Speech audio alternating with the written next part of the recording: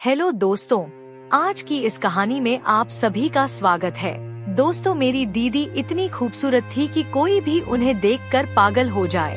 पहले तो वह दिखने में एक बच्ची लगती थी, लेकिन अब तो मुझे ऐसा लगने लगा कि मैं मेरी दीदी को ही अपनी पत्नी बना लूं, और आगे तो आप समझ ही सकते हैं। तो चलिए दोस्तों, आज की यह कहानी शुरू करते हैं। दोस्तों, मेरी दीदी का नाम शिल्पा है और वह दिखने में बहुत सुंदर लगती है। अगर कोई भी उन्हें एक बार देख ले तो उन्हें अपनी पत्नी बनाने की कल्पना करने लगेगा। और वह अभी 25 साल की होने वाली थी, लेकिन अभी तक उनकी शादी नहीं हुई थी। मम्मी पापा ने दीदी के लिए बहुत से रिश्ते देखे, लेकिन उनकी शादी कहीं नहीं बैठी।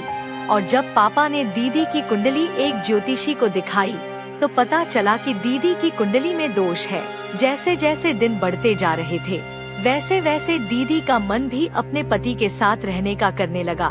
दीदी जो चाहती थी वह शादी से पहले नहीं हो सकता था। फिर एक दिन मैंने दीदी को देख लिया और उनसे जाकर मैंने कहा, दीदी तुम्हें मम्मी बुला रही है। उसके बाद मैं उनके कमरे से बाहर आ गया।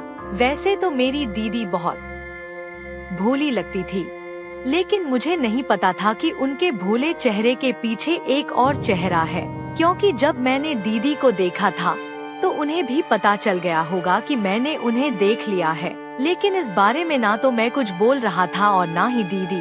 फिर शाम को हम सब बैठकर खाना खा रहे थे। तभी दीदी मुझे कुछ इशारा करके बोल रही थी, लेकिन मैं उनकी बात नहीं समझा। और जब मैंने खाना खा लिया तो दीदी बोली, चल भाई हम छत पर घूम कर आते हैं। अब मुझे अंदर से लगने लगा कि शायद दीदी कल वाली बात के बारे में कुछ पूछेंगी।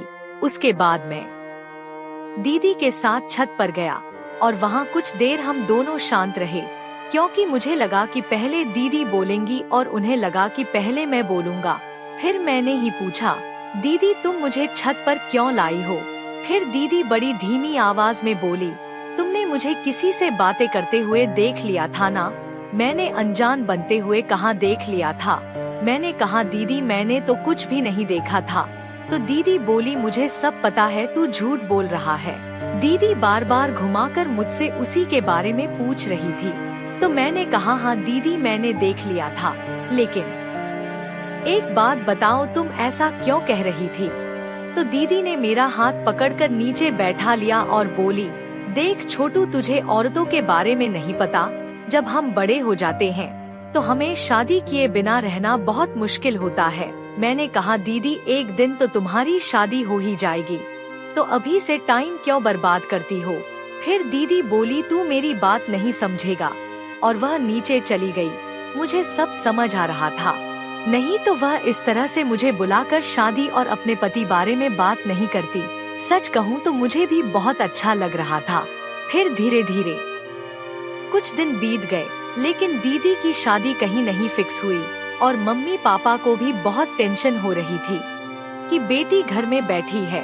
फिर एक दिन मैंने मम्मी से पूछा कि दीदी की कुंडली में जो दोष है उसका कोई उपाय नहीं है क्या? तो मम्मी ने जवाब नहीं दिया और बोली, तुम इस मामले में मत पड़ो, तुम सिर्फ अपनी पढ़ाई पर ध्यान दो। मम्मी की बातों से लग रहा था कि उपाय जो भी हो लेकिन आसान नहीं था। उसके बाद मैं पता लगाने के लिए उसी ज्योतिषी के पास गया जिसने दीदी की कुंडली देखी थी। जब मैंने उनसे उपाय पूछा तो उपाय सुनकर मेरे भी होश उड़ गए, क्योंकि ज्योतिषी ने कहा कि दीदी को शादी करनी पड़ेगी, क्योंकि उनका पहला दूल्हा जो बनेगा वह 2 दिन बाद ही इस दुनिया से चला जाएगा। उसके बाद दूसरी शादी संपन्न हो सकती है। अब यह सबसे बड़ी बात थी कि आखिर यह जानते हुए कि दीदी जिससे शादी करेंगी वह 2 दिन बाद ही चला जाएगा, फिर इतना बड़ा पाप कौन करेगा? फिर मैंने कहा कि बाबा यह तो बहुत गलत रास्ता है, कोई ऐसा रास्ता बताइए जिसमें किसी को कोई भी खतरा ना हो। फिर वह बोले, एक रास्ता है। इससे पहले वह अपनी बात पूरी करते उनकी तबीयत बहुत ही ज्यादा खराब हो गई और सब लोग उनको लेकर अस्पताल चले गए। उसके बाद मैं घर लौट आया। फिर जब मैं घर आया तो देखा मम्मी पापा बहुत खुश नजर आ रहे थे। मैंने मम्मी से पूछा, क्या बात है, तुम लोग बड़े खुश नजर आ रहे हो?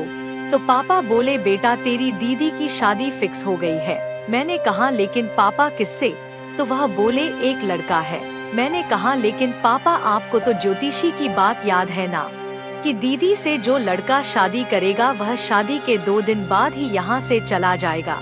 फिर मम्मी बोली बेटा अब हमारे पास इसके अलावा और कोई रास्ता नहीं है, उसके बाद हम शिल्पा की दूसरी शादी कर देंगे।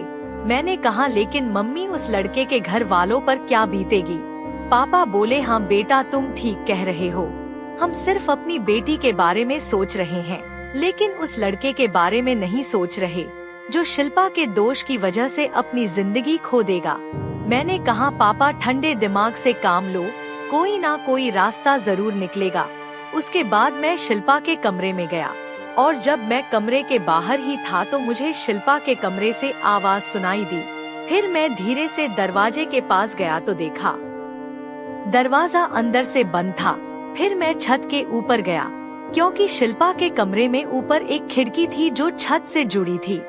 मैंने वहां से छुपकर देखा तो शिल्पा अपना फोन चला रही थी और शिल्पा अपने पति के साथ रहने के लिए इस कदर उतावली थी कि वह मुझे ही अपने पति के रूप में स्वीकार करना चाहती थी। लेकिन सगी बहन होने के नाते मैं रुक जाता था।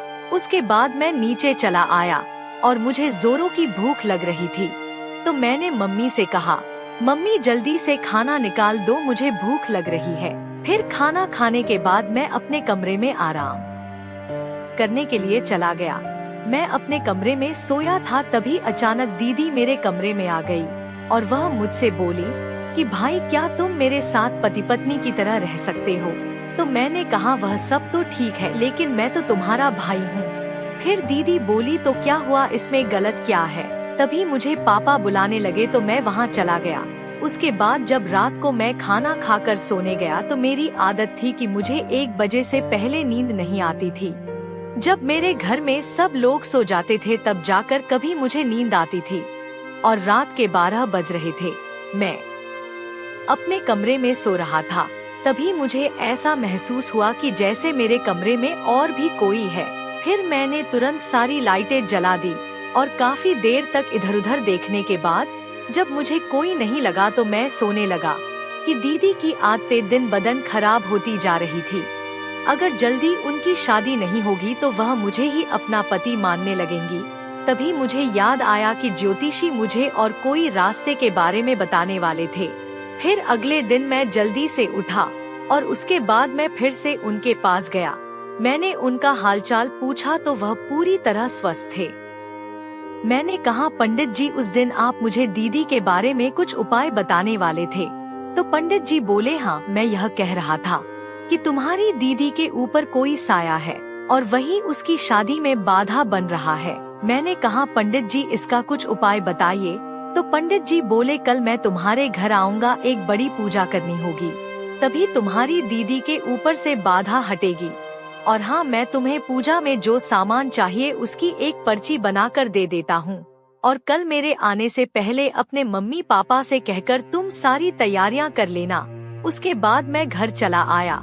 फिर मैंने पापा से सारी बातें बताई तो पापा बोले बेटा यह जानकर मुझे बड़ी खुशी हुई कि तुम्हें भी घर की जरूरतों के बारे में चिंता रहती है। उसके बाद हमने अगले दिन पूजा की सारी व्यवस्थाएं कर दी। फिर पंडित जी आए और उन्होंने अच्छी तरह पूजा पाठ करके चले गए। लेकिन मुझे पता नहीं था कि पंडित जी हमारी यह प्रॉब्लम दूर करने के लिए दीदी के साथ पति पत्नी की तरह रहेंगे। उन्होंने दीदी को ही उस दिन अपनी पत्नी के जैसे मान लिया और आगे तो आप समझ ही सकते हैं। लेकिन मुझे इस बात की खुशी थी कि अब दीदी की शादी हो जाएगी, क्योंकि पंडित जी ने कहा था कि अब इसकी शादी जल्दी हो जाएगी। और पंडित जी की बात सच हो गई। 2 दिन बाद जहां पापा ने दीदी के रिश्ते की बात चलाई थी वहां से फोन आया और पापा ने उन लोगों से करीब 1 घंटे तक बात करी। उसके बाद फोन रख दिया और पापा बोले वह लोग शादी के लिए मान गए हैं। इतना सुनकर हम सब बहुत खुश हो गए। तो दोस्तों कहानी अच्छी लगी हो तो हमारे चैनल को सब्सक्राइब जरूर करें। धन्यवाद।